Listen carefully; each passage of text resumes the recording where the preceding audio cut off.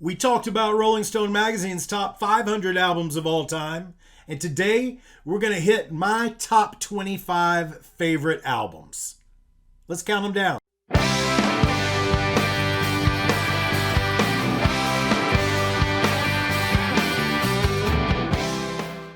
All right, so, a few days ago we counted down Rolling Stone's top 500 albums of all time.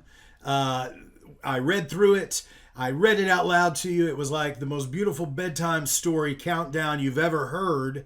And yeah, there were a lot of notably absent albums from that list. But that's what you get because the times change and tastes change and all of that.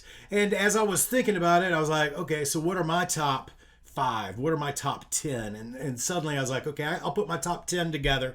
Nope, it's got to be 15. I'll make a top 20 list, and now that top 20 list is 25.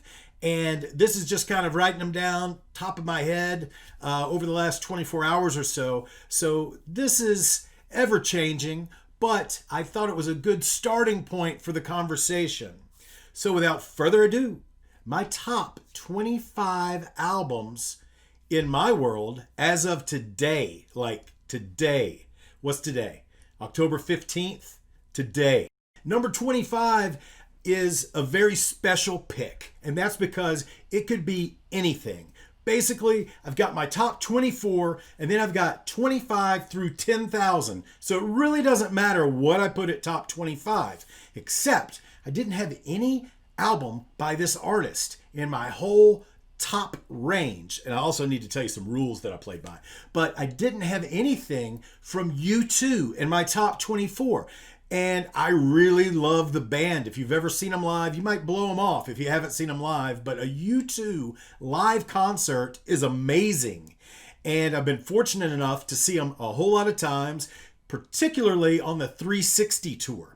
So with that being said, the album they were supporting on that tour, No Line on the Horizon by U2, is my number 25. As I said, I've got some rules for what I did here. First and foremost, only one Prince album in my top 25.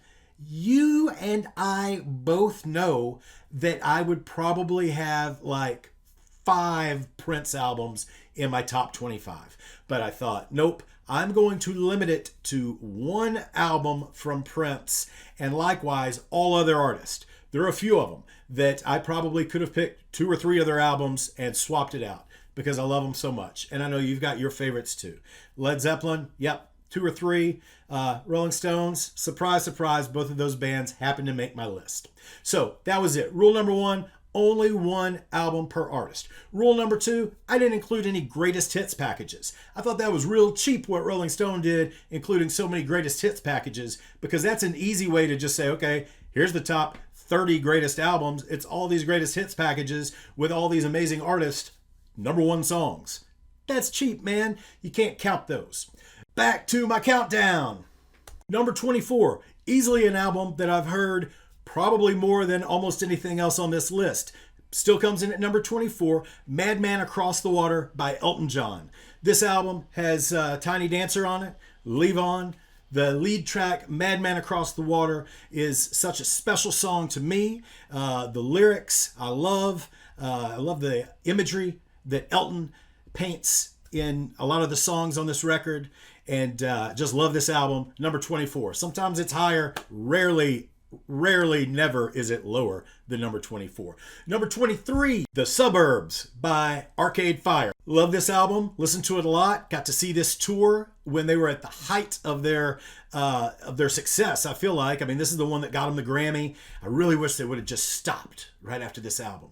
3 great albums and then nothing. Go out on top like Seinfeld. Number 22, The Hold Steady, Boys and Girls in America.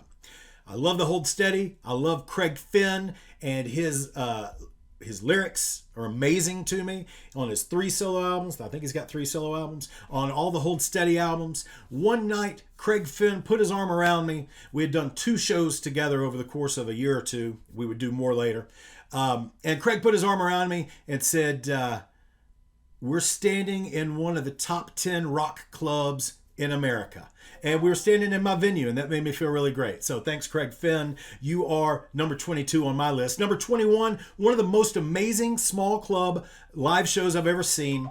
Local Natives, Gorilla Manor. I love this album, and the tour was fantastic. Number 20, let's hear it for some grunge, because it's Alice in Chains' Dirt. Alice in Chains, man, I love that record. I listened to it really loud, really late at night, a really large number of times in the early 90s, 93, 94. Is that when that came out? Feels like it. Number 19, probably the most recent album on this list. I think there's another one that came out the same year, but Teens of Denial by Car Seat Headrest. Super excited about this band. Would love to see them live when the pandemic's over, because I've heard that their live shows are fascinating. Number 18, Janelle Monáe's Dirty Computer. What a great funk album. This is my favorite Prince album that Prince didn't make that's come out since he died. Such a good record. Janelle Monáe, Dirty Computer. Look it up. I'm probably going to edit that out. Number 17, Boston's first album, Boston. There was a time, let's call it 11th grade, where I probably spent 6 months listening to nothing except Boston. The Boston album, the Don't Look Back album, and the Third Stage album. I listened to a lot of Boston. Number 16, Straight Outta Compton, NWA. Know every word. Don't challenge me. Number 15, Anodyne by Uncle Tupelo. Why was this album not on Rolling Stone's list? I understand some of my other favorites not being on there, but Uncle Tupelo's Anodyne was kind of a benchmark for a whole sound that developed 25 years ago and still carries on, and it still feels like it's getting more popular. There's so many artists today that couldn't have happened unless this Uncle Tupelo Anodyne album happened, and it's great. Number 14, Odelay by Beck, because that's where it's at. I sure wish that he would make another record with the Dust Brothers, because I enjoyed both of them that they did together. Number 13, Stranger's Almanac by Whiskey Town.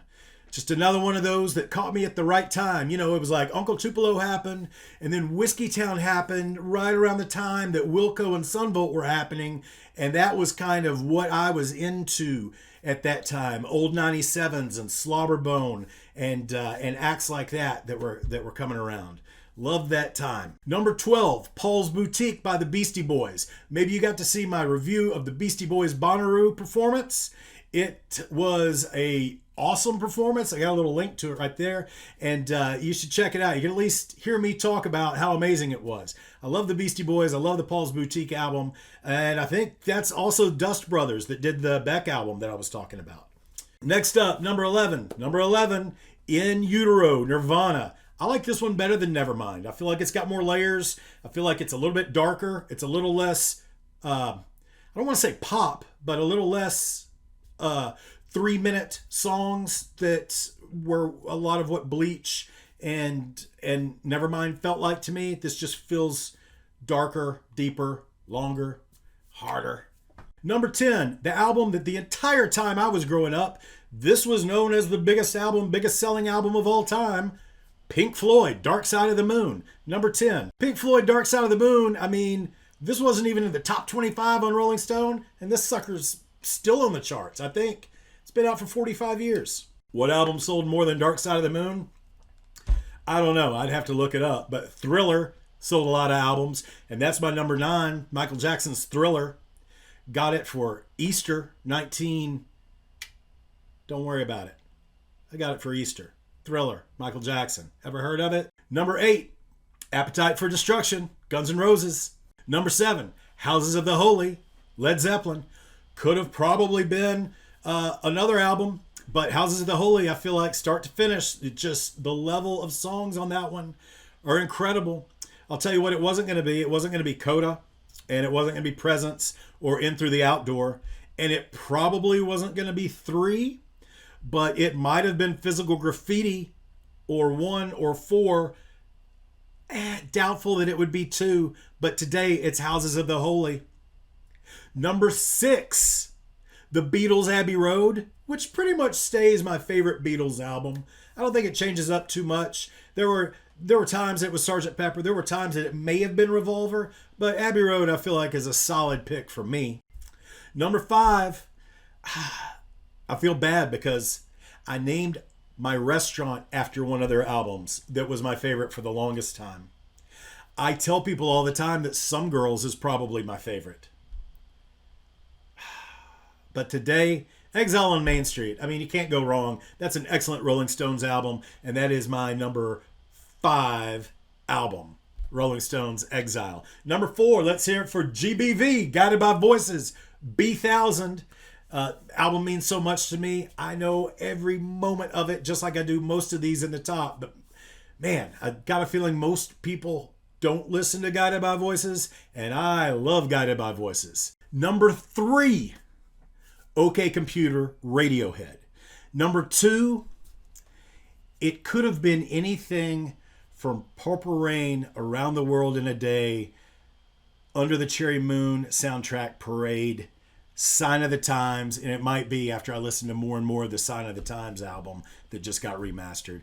But 1999, the double album, so much content by Prince, so many long freaking songs, man. I mean, like several of them are over 5.5 minutes into 7-8 minutes, I believe. 1999 by Prince. I have a hard time thinking of one that I love more than that. Except number 1, Joni Mitchell, Court and Spark. It drives me crazy that I likely will never see Joni Mitchell perform live. But this album I've listened to since I was a little child. My parents used to play this album all the time. And much like I've heard my dad say before, I think the same is also true for me.